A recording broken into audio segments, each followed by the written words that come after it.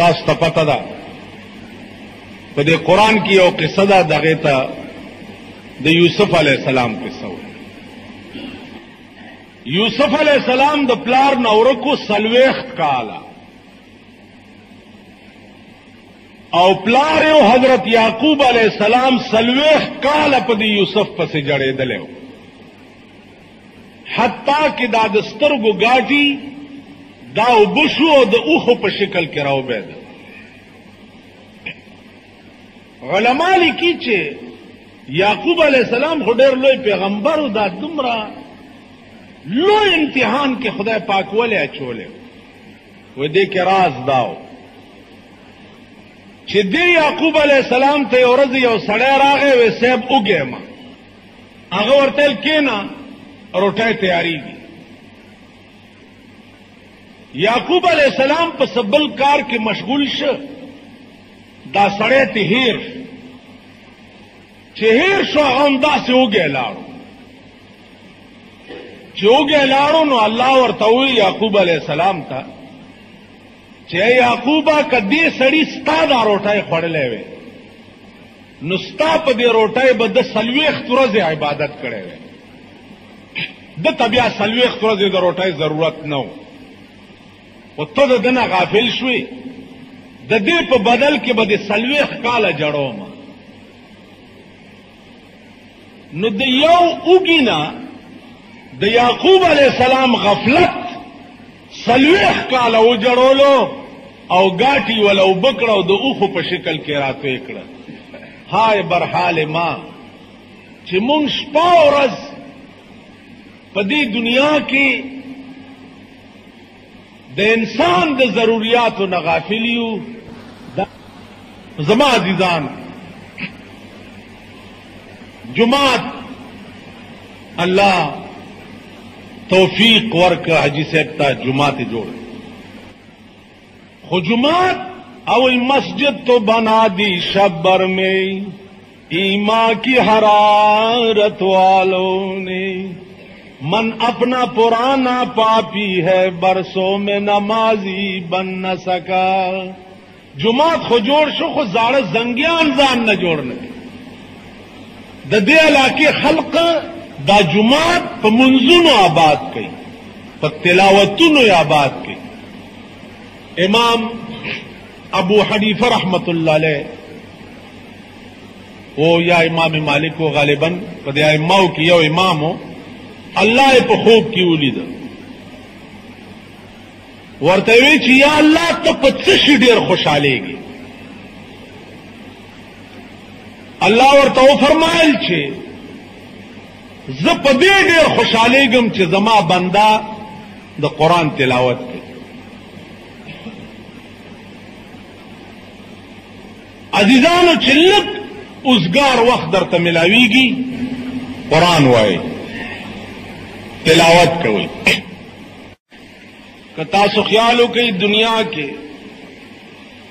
ډېر لوی لوی دولتمن خلق شته دی،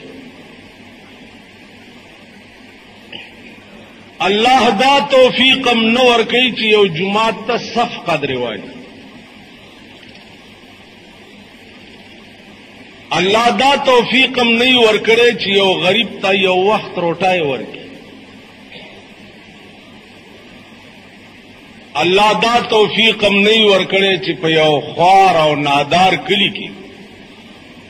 یو کوه وباسي او د خدای مخلوق په اوبو پې سیراب کړي. داغي دولتونه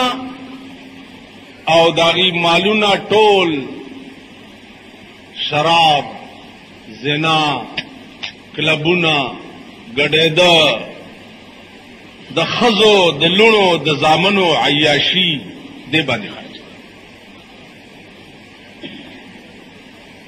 یا دولت ایښی ځان ته او دې څوکیداري کوي. قرآن کریم کے 10 سپارہ کے اللہ فرمائی چھے کم خلق دولت جمع کئی ولا ينفقونها فی سبیل اللہ او هغه دولت د خدای په لار کې نه خرج کړي د دې سړي د مرګ نه بعد به یوم یحمى علیها فی نار جهنم فتقوى بها جباههم وجنوبهم وظهورهم دا دولت به د جهنم په اور ګرم کړي شي او د تندیله به په داغ ور کړي شي بیا به په د ډډو له داغونه ور کړي شي بیا به په د ملا له داغونه ور کړي شي دا درې ځایونه الله تعالی خاص دې د پاره کړه چې دا الله په نوم تانه مطالبه وشو نو اول دې ورته تندې ترش کو نو فتقوا بها جباههم اول به په د دوی تندې وداغلې بیا چې دویم ځل مطالبه وشو نو ډډه دې کړه ورته مخته ته واړولو نو بیا به ډډو له داغونه ورکړي بیا چې په دریم ځل ته مطالبه وشو نو شای کړه ورته نو بیا به شاله داغونه ورکړي او بیا به ورته ویل شي چې هاذا ما کنستم لانفسکم دا هغه دولت ته چې تاسو د خپل ځانونو لپاره جمع کړو او د خپل تعیش اسباب هم په برابر کړی او خدای تم نو ورکولو دا هغه دولت زما عزیزان دنیا د آخرت د کروندې ځای دی آخرت د پاره کر چې دی هغه دنیا کې کیږي مرګ نه بعد نه کی نو د آخرت کر یا به په بدن کوي مال او دولت در سره نه د بدن خدمت ته د چا در باندې پیښ شو منډه به ور سره وای خلب هغه د پاره استعماله علی هذا القياس دولتو د دولت خدمت به کوي نو دنیا د آخرت د کروندې ځای دی دا قسمه کارونه بکې نو د مرګ نه بعد بستا آخرت خي په خدای باور وکړه زه یو ډېر ګناګار ډېر روسیا ډېر شرمسار صرف دا چې ما چرې د اهل دنیا او په مخ کې خپل ضمیر خرڅ کړی نه د اهل دنیا په مخ کې مې خپل سر ټیټ کړی نه دی نو چې دغه خپل خدای ته مې څه ویلي دي سهار مې ویلي او ماښام یې کړي دي سهار مې ویلي ماښام یې کړي چې څه مې پړه کې راشي او دې خدای ته مې ویلي نو د کړي دي او د خدای نه لوی کارساز بل څوک دی د خدای نه لوی کارساز بل څوک دی د خدای نه لوی معین او لوی مددگار بل څوک دی ته د خدای شي خدای بستاشي دا ټول کائنات بستاشي او دام درته وایم چې په خپل زندګۍ کې مې والله العظیم چې په دې سره جګه ولاړې ټیټه خبره ورته نه ده ټیټه خبره مې نه ده ځکه چې زما دا ایمان دی چې زما مرګ او ژوند زما د خدای په لاس کې دی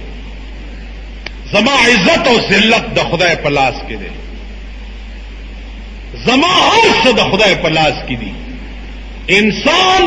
هیڅ نشي کولای ما سره چې زما خدای ما سره جوړي کیا ڈر ہے اگر ساری خدائی ہو مخالف کافی ہے اگر ایک خدا میرے لیے یہ خدا زما مرگرئی ٹولا خدائی میں برخلافی ایک چوک سے نشی کولای یو خدای میں برخلاف شي او ټوله خدای میں مرګړي وي څوک مې رسي رولې نشي څوک مې خلاصولې نشي څوک مې بچ کولې